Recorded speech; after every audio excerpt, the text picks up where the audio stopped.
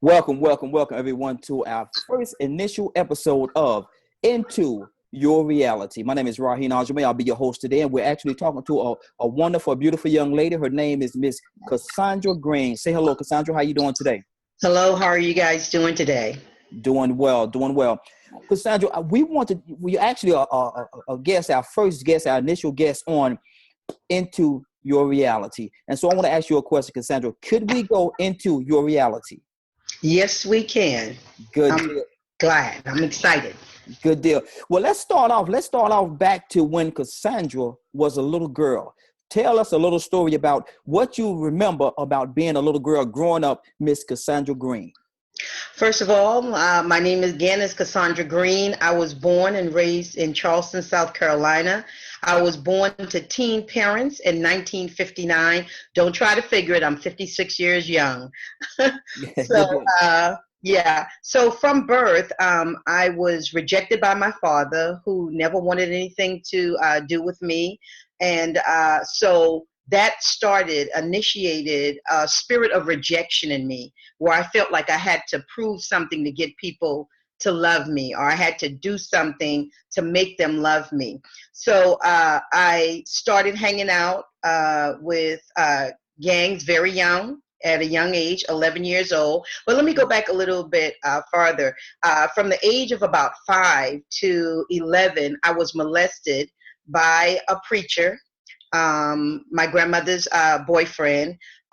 So that did quite a bit of damage to me mentally and emotionally, and spiritually, of course, even though I did not understand that at that point that it was damaging me spiritually as well.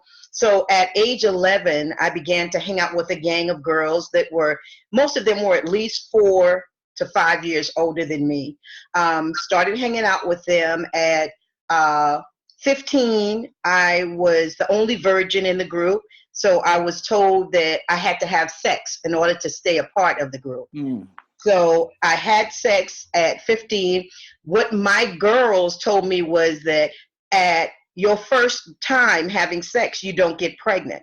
Well, I must have been the exception to the rule, because the first time I had sex, I got pregnant with my son, which was very hard for me because I had a very hard life at home already. After my mother died, when I was 12, my mother died.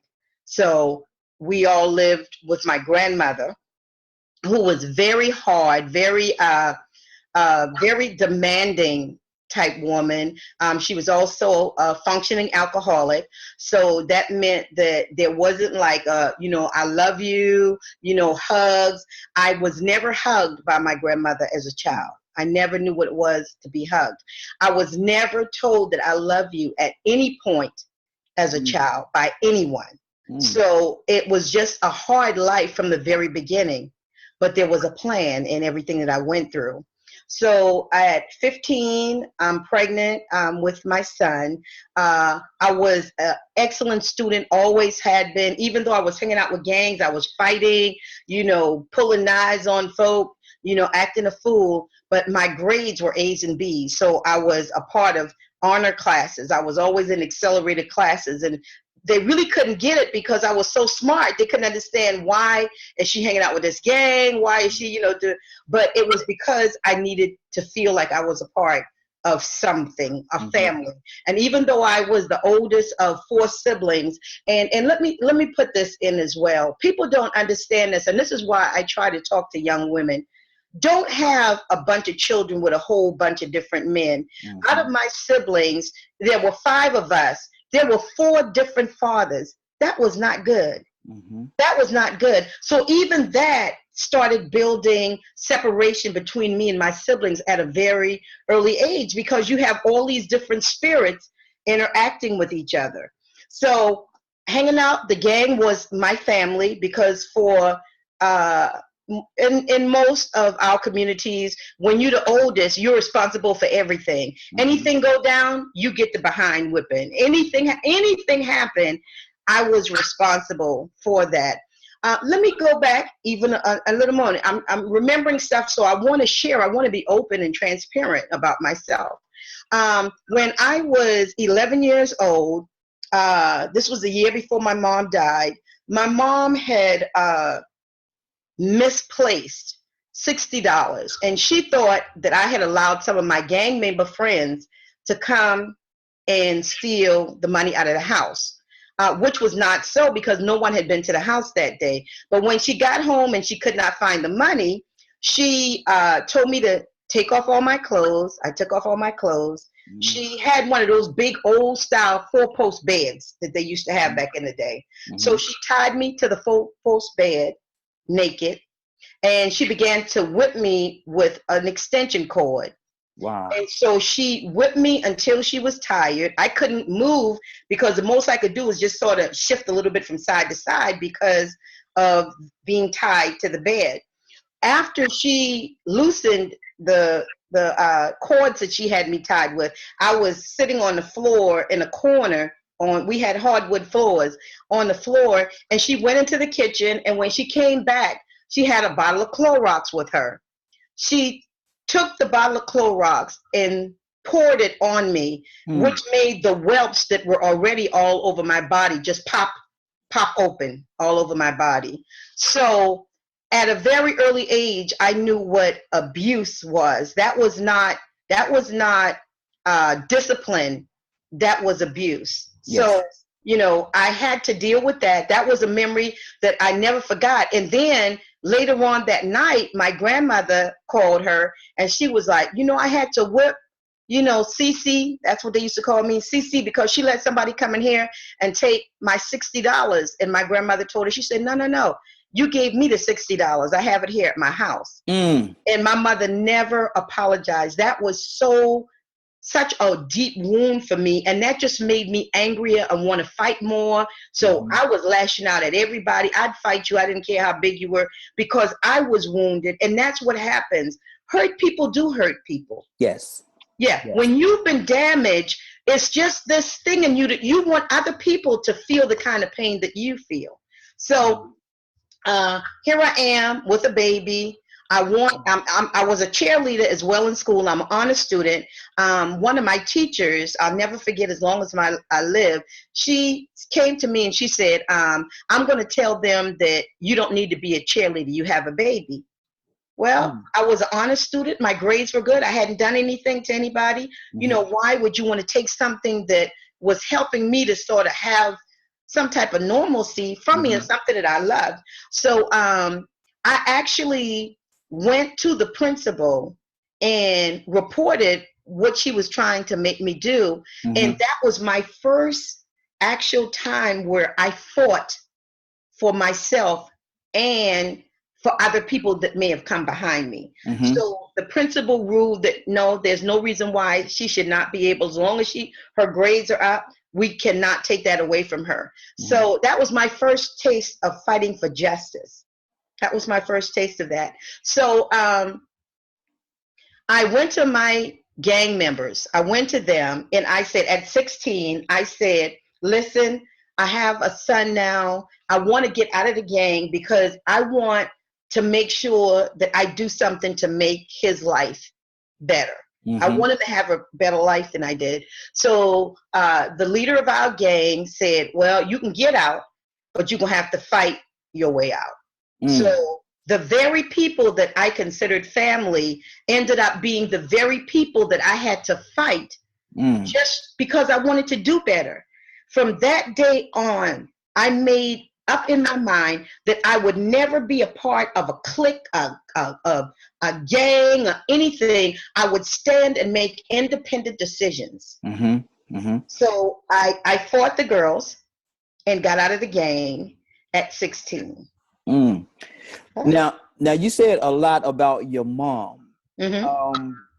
What do you think, looking into your reality, what do you think the result of the different things that your mother did to you during those times, what did that, or how did that affect you today? Is there still any effects there from what happened back then, or have you overcome those things? No, I have totally overcome what my mother did to me because I had to, first of all, forgive her for a lot of the stuff that she did to me and my grandmother, because I was so angry at both of them because of the mistreatment that, you know, and then not only was I molested by my grandmother's boyfriend, but my mother had us around men that molested me and my siblings, some of my siblings, some of my sisters. So we really had a rough time, and I had a lot to get over. But I had to, when I came into Christ, I was able to begin forgiving and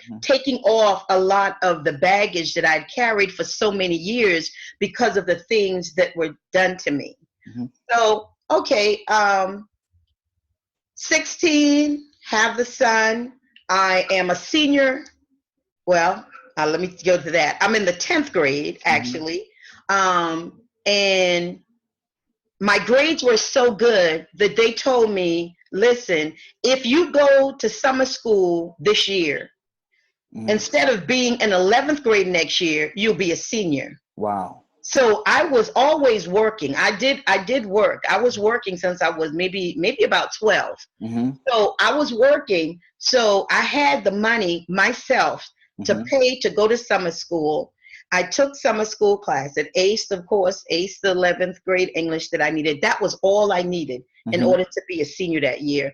So I ended up graduating a year early from school, which was, to me, I felt like I was very proud of that because it was a great accomplishment. It was. I've been through, with all that I had been through, it was a great accomplishment. So I get out of school early. I'm always working all this time. I'm working after school because that's what my grandmother required. And that's what I wanted to do because I had a son. I wanted to make sure that he had nice things. So went to college, started college at just about 17. 17, started going to a 2-year school. Because I wanted more. I wanted to get out. Also, at 16, I moved away from home because there had been so much damage. All I had there was bad memories. And because I had been working and saving money all that time, I was able to move out the year I graduated. The June I graduated, the end of June, I moved into my first apartment. Okay. So, yeah. Go ahead. Now, Cassandra, you're giving us so much here. You're giving us so much. You have a son at a very young age, and it was your first time being sexually active. How you got this son? His father, was he in the picture at all? No, he wasn't. Because it was just what they call now a hookup. My girls arranged for me to be with him. I knew he was a football player for our rival team, but I didn't know him, I've just heard about him. He was very popular with the girls and they hooked it up. It was like, okay, we need you to, to do this because she's a virgin and we don't want any virgins. And that's how him and I came together. And even after I had my son, well, while I was pregnant with my son, he knew where I lived. Once he found out I was pregnant, he knew where I lived, and he came to my house when I had gotten, I think it was like the 6 months they made us stop school and we had to do homeschool. Well, he knew that, so he came to my house. I'm not thinking anything, and he raped me when he came to my house. And his words to me was, "Who you gonna tell? You pregnant for me? Who's gonna believe you?" Wow. And that's just like when I was molested, you're afraid to tell anybody because, you're a kid, you're a bad kid sometimes. So who's going to believe that, what you say? So, so I kept that for many years. I told no one about the rape that I suffered at the hands of my son's father. But I never said anything negative about him to my son, because what I wanted was my son to grow up and find out who he was on his own, without me, even though I'd been through a lot with him, without me poisoning him. That was important to me because I didn't have my father around at all. And even though this guy wasn't a father per se, father material, I wanted him to have that opportunity if he wanted interaction with his father, that it would be available to him. Okay. Now, I know a lot of people that's watching this right now want to know about the pastor that you said molested you. Could we talk a little bit about that? My grandmother had been with this man for several years, and like I said, he started molesting me. The first memory I have of it, but I believe it was even younger than that, was 5. That was when I remember the first time I remember him actually touching me. And he was the pastor of a very nice sized church in our hometown, and my grandmother was his girlfriend. Mm. Mm. Yeah. Now, can we spring forward a little bit? Mm-hmm. I remember that you said that you were from Charleston, South Carolina. Mm-hmm. Now, there was a massacre there a couple of months ago. Mm-hmm. Mm-hmm. Did you do anything, and did you go home during that time? Or if so, what happened while you was in Charleston during that time? Yeah, let me give you a little background on me and Charleston and my relationship with Charleston. Okay. When I was 30 years old, I lived in a neighborhood, and there are black neighbors, white neighbors, but no interracial. Mm-hmm. But interracial couple moved into the neighborhood, and there was some white Klansmen that lived in the neighborhood, and they started taunting the white female that was married to the black guy. They were married, they had a son. Mm-hmm. So here I am again. I'm like about justice. Don't do folk wrong, because I'm a step big noise. Mm-hmm. So I used to work, periodically with NAACP in Charleston back then. Mm-hmm. So when they kept, like, one night they cut the wires, the electric wires, to the people's house and shot through their window. Mm-hmm. They had a 6-month-old baby in the house. Wow. And so after that night, I was like, you know what? No, I don't care what happened. I'm gonna have to say something. So I called my friends at NAACP. I said, listen, the cops have been out here. Ain't nothing happening. I'm afraid that, these people are going to be hurt. Mm-hmm. Would y'all come out? So they came out the next day. They brought a news crew. They talked to the family, da da da da. So what happened a couple of days later, so I was walking home from work, and I heard some men walking behind me, and I looked back, and it was some of the gentlemen from the Klan. And so they would, B, you better get the F out of this neighborhood. We gonna, this to you, and what, And so when I turned around, I turned, or something dropped or something, and I turned around because I didn't know what they were doing. I turned around, and one of the white men had pulled his penis out, and he said, suck this, B. And so I ran, and I went into my house. 2 days after that, I'm in my house, and I hear somebody yelling. I wasn't sure it was in my yard, but I heard somebody yelling, and I went to my door and just opened the door because I didn't know, could have been somebody calling me, And there was one of my white neighbors standing with a sawed-off shotgun pointed at my door. Wow. So I slammed the door, and I hit the floor, and literally I slept on my floor that night, even though my phone was just maybe a few feet away from me. I was so paralyzed with fear that I did not move off of that floor all night long. I slept on my floor. The next day I got up, I called the police, and I made a report. When the incident at Charleston happened, I left home not shortly after that, because we had a court date, but Hurricane Hugo hit, and it was devastated Charleston. So I was like, I can't wait any longer. I have to get out of here because it's so many bad memories here. I just needed to get away from there. So I left Charleston. So when the incident in Charleston, I would not go home. I would go home, like, it had to be like maybe once a year. I would go, because all my family is in Charleston. Yeah. So I would go home maybe once a year to see them. And then finally it was like, okay, you need to deal with this. So when the incident with the massacre of the 9 individuals, this is a church that I had been in many times as a child, because I grew up 4 blocks from Emmanuel. 4 blocks. So, a lot of the people that I saw, I knew their children. I knew, everybody in Charleston knows everybody in Charleston. So you're talking about African-American community, everybody knows everybody. So there were maybe 4 or 5 people that were people that I knew, or I knew their family members. So it was like, you need to go home. Yeah. So I went home, and while I was there, I went down to the church, and because my thing is film and writing. I wanted to document why all of these different people, different races, young, old, why were they all there? It was so many people down there, and the flowers, thousands of flowers. Mm-hmm. So I turned my phone on and I just started asking people questions and filming them. Mm-hmm. And I was so moved by that. It was like, okay, this is a beginning, Mm-hmm. because now you can, start working toward your healing. Even though this was a Mm-hmm. racial thing, you can start dealing with your own issues. So I made up in my mind that I was going to go to the courthouse and I was going to get the papers from the incidents back 25 years ago when the people, did what they did, pulled the gun, showed me his penis, all this crazy stuff.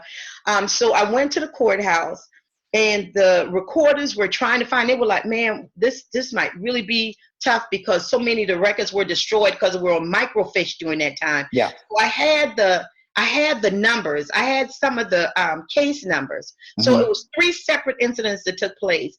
They found 2 of the incidences, and they gave me the papers, and I left. So when I left and I got back to my brother's house where I was staying, I started reading the papers. As I read the papers, I just began to weep uncontrollably.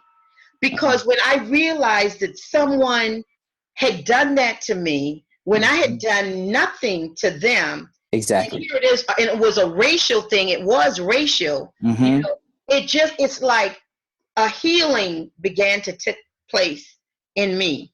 So it was a good thing, even though it brought back a lot of hard memories. So that's what happened with me in Charleston. There's a lot of things that's going on, and there's a lot of things that has happened in your life that were based around racial and hatred. If I were to ask you right now, what do you think would have to happen in this society that we live in today so we can get past this racial issue and these racial things that goes on? What would you say those things would be? Okay. This is going to sound real crazy. The only answer for racial hatred is God. Come on. I mean, you can say anything you want. Politics isn't going to do it. There's absolute talk. Just talking to each other isn't going to do it. It takes God to replace hate in a person's heart and because in the word, he says that I will take your stony hearts. And that's what happens when people walk in hatred with someone else. They have a stony heart. God said that I will take your stony heart and give you a heart of flesh, which is what it's supposed to be anyway. Yeah. So then only God can do that type of transition in a person's life. Now we can do the political stuff. Nothing is going to change. They've been trying that for years. They've been talking, well, let's talk. Well, they've talked and nothing has happened. Only a God. And I believe that we will have racial hatred of some sort until Jesus come back. Now we're talking on the lines of racial. We're gonna ask one more question in this area right here. Then we're gonna move on to something else. Now the flag in the state of South Carolina, it just came down. It just took the flag down. I tell people all the time, and I could be very wrong in the way that I think, but I feel like you could take the flag down, but unless or until you take the hate out of the people's heart, the flag is just a representation of that hate that's in their heart. So what do you say?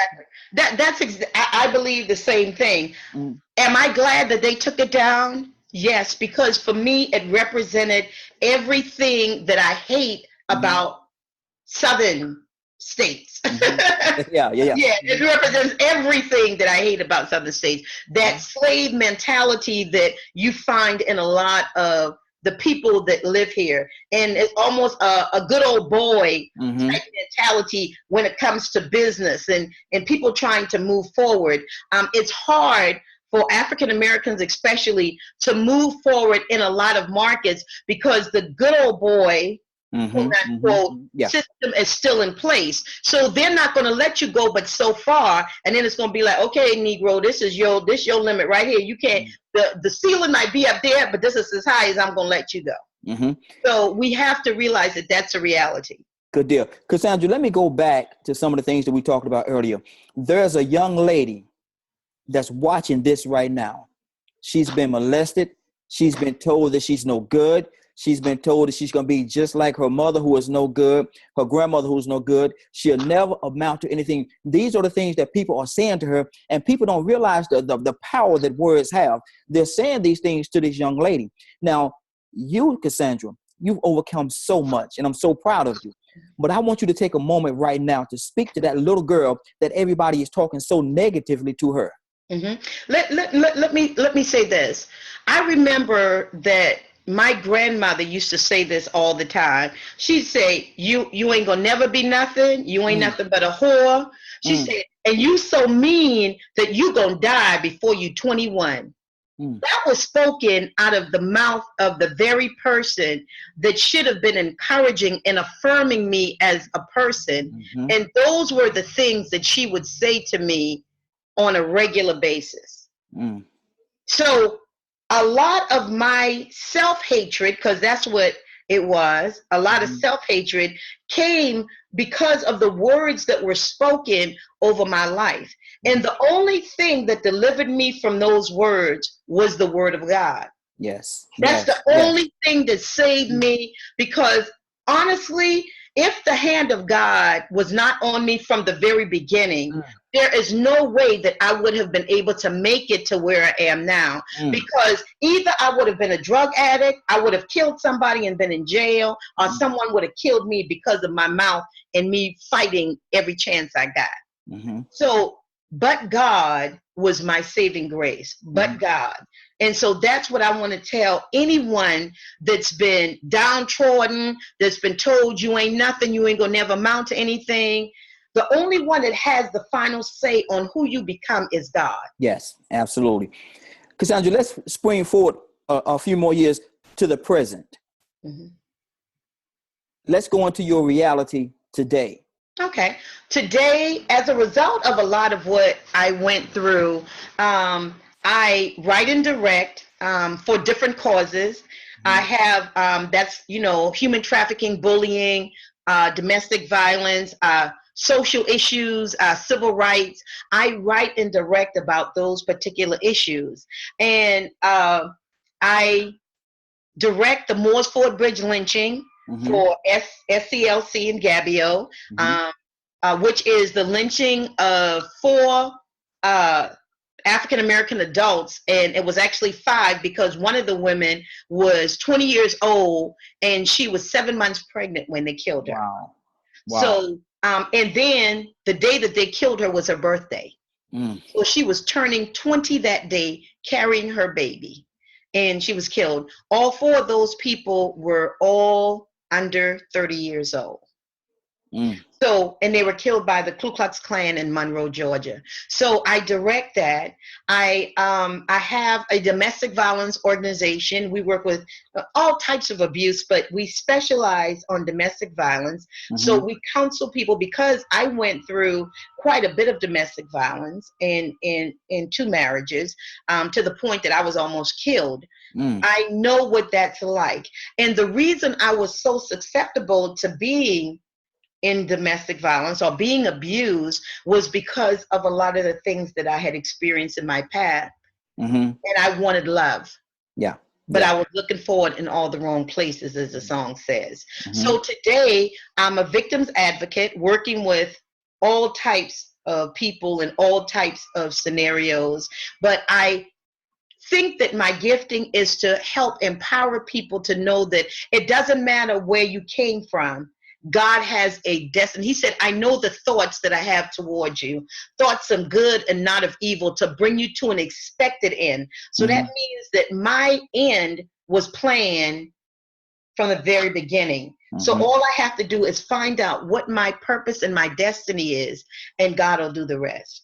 Good. Cassandra, this is a very tough thing that I'm about to ask you to do right now. But I want you've been through so much. And like I said, you've overcome so much. If I had to ask you to give me a sentence or a few sentences to explain that hurt and that pain that goes along with domestic violence, what would you equate that to?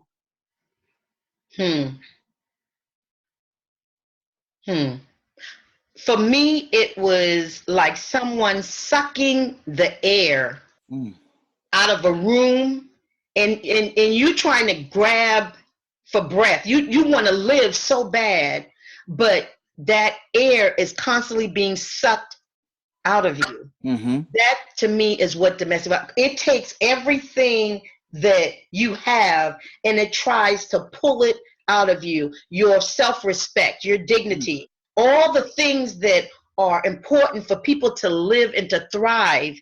Domestic violence takes it from you. Your control. Mm-hmm. Everything has to go to that other person. Mm. So I'm hearing you say that you do a lot of different things along those lines of domestic violence. You counsel a lot of people. You talk to a lot of people. Mm-hmm. Is that because of your past? Exactly. I believe that the things that we go through in our lifetime, I'm talking about from the very beginning, from me being abused as a little girl, God used to speak to my spirit all the time and say, for the ministry's sake. I don't know nothing about for the ministry's sake. I was young. I wasn't even paying attention to God at that point. Mm-hmm. But I would always hear for the ministry's sake, because I would be like, God, why do I have to hurt so much? Why do I have to be in so much pain? Mm-hmm. And I would always hear for the ministry's sake in my ear, for the ministry's sake.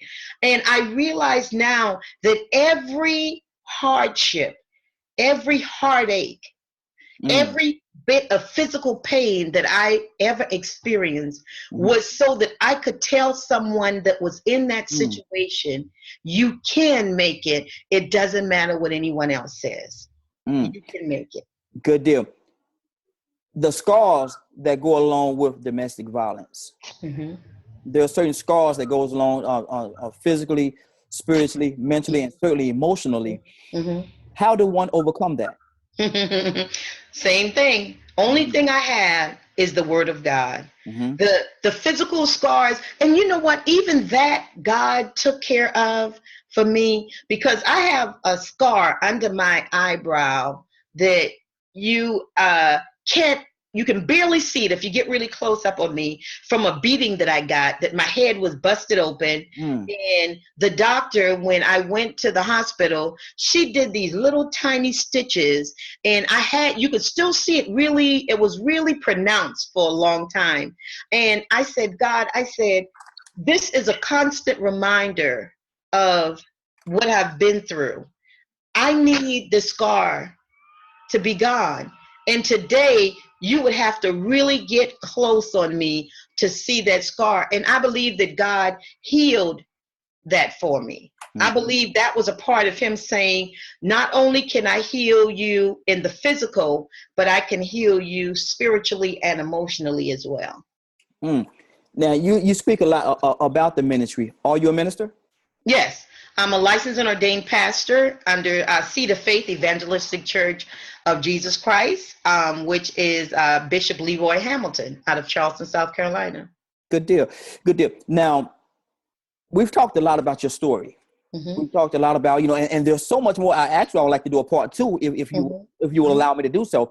But we talked about so much. Now, if there's anything about Cassandra that you would have to say that made Cassandra, what would that be? Pain. Pain made me who I am today, because that pain that I felt all those years came into a culmination in a place of fulfillment when God put his hand on me and said, okay, it's time to come on in, because many lives are going to be saved through all the pain that you've suffered. So I would say pain. I'm going to ask you a question that I already know the answer to, but I'm going to ask you the question anyway.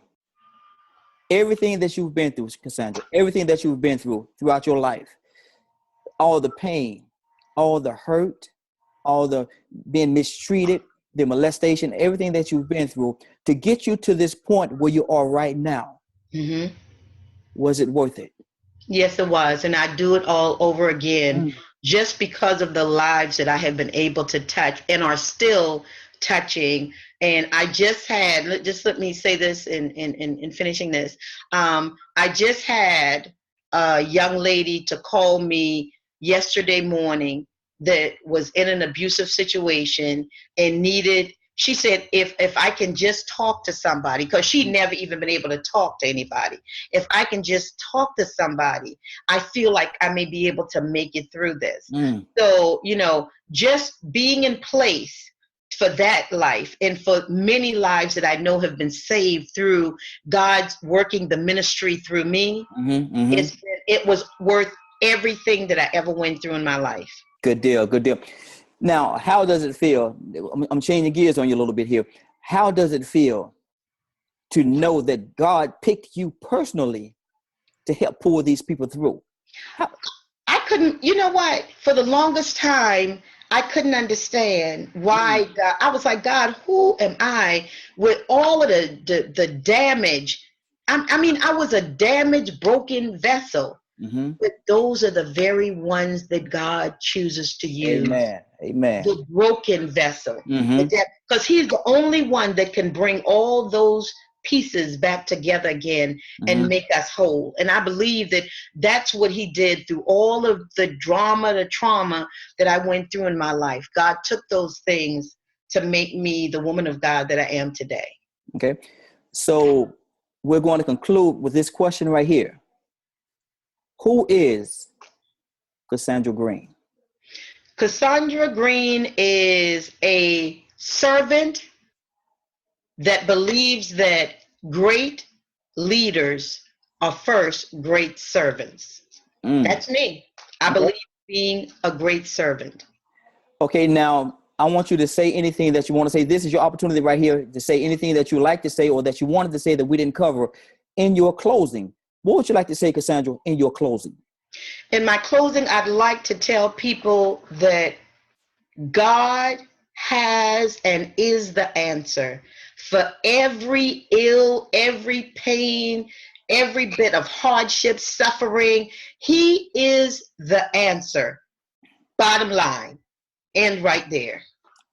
So basically what I'm hearing you say, and I'm going to add just one more thing to that, if you don't mind. Trust him. Trust him. Trust and obey. Yes, absolutely. Trust and obey. Can I say one more thing? Absolutely. I want to say one more, a little. On Thursday, I was scheduled to fly out of Hartsfield Airport for New Orleans. I got to the airport, plenty of time, got there real early, got set, boarding pass. When it was almost time for the plane to leave, they said, okay, we're having mechanical problems. The plane is going to be delayed. And so I'm sitting there, and in my spirit, it was, do not get on the plane. I'm like, you know what? That's you. That's your flesh, because you heard them say it's mechanical problems. So now you letting some fear, and I'm not a fearful person, letting some fear get in. So I was like, I'm going on this plane. Ain't that, woo. So I sat there. We waited 2 hours before they said that it was time to board the plane. People started boarding. They're going, online, getting on plane. And I'm trying to get up, but for some reason I could not get up. I was like, girl, get in the line. The line is almost at the end. So I kept hearing, do not get on the plane. So I was like, God, that's you for real. I mean, I know your voice. That is you. So I went up and told the lady that I would not be boarding the plane. I wanted to change my flight to Monday, which is tomorrow. And so, they were giving me a little flack, and you'd have to pay this or extra. And God said, no, you're not going to pay anything. They're going to, let you do. So I sat there another hour and a half, and I did not get on the plane. Several things have happened since then, since Thursday, to let me know why I was not supposed to be on that plane. So it had nothing to do with the plane crashing or anything like that. And when I got up to walk out, I heard in my spirit again, trust and obey. Trust and obey. Who knows what God was trying to either shield me from or have me do here. So it may have been that I landed in New Orleans and something happened that may have taken my life on that end. You understand? Or the people that I needed to deal with here, lives could have been saved because I was here. Yeah. So it's all about, for me, trusting and obeying our God. Absolutely. Absolutely. I'm going to tell you something. I have really enjoyed the conversation that we have had. Thank you very much for allowing us. Thank you. Thank you. And I want to give you the opportunity now, just in case anybody wanted to get in contact with you, because you're doing so much. If anybody wanted to get in contact with you, what means could they use to get in contact with you? They can reach me if they're on Facebook. They can reach me at WOWW Ministries, Wow Ministries. If they're on Twitter or Instagram, they can reach me at hashtag WOWW God, G-O-D, or at WOWW God. My email address is WOWWGOD@yahoo.com. Again, WOWWGOD@yahoo.com.